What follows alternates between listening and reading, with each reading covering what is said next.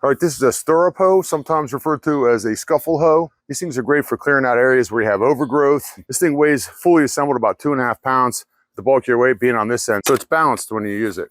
So the whole entire unit's made out of metal. You can see it's bolted on right here. If for some reason this comes loose, easy enough to tighten it up. The stirrup section itself is also made out of metal, and it's bladed all the way around on both sides, which makes it perfect for pushing and pulling. This little blade that's on each side of this gets up underneath of the roots of whatever it is you're trying to remove and rips them out of there.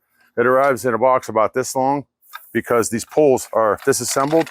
I'm 6'2", and this pipe section itself is about 72 inches long and fully assembled with the stirrup on it. It's about 75 inches tall. So that's perfect for me. I do not have to bend over at all to use this device.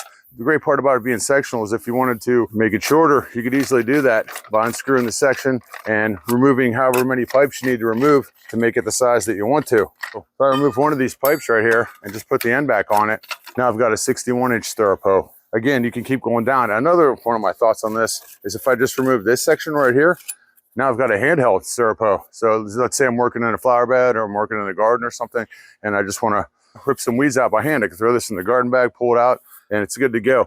Great for, just doing normal hoeing work or ripping up weeds and stuff that we have in here.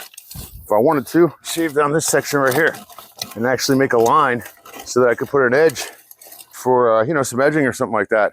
And it works as intended.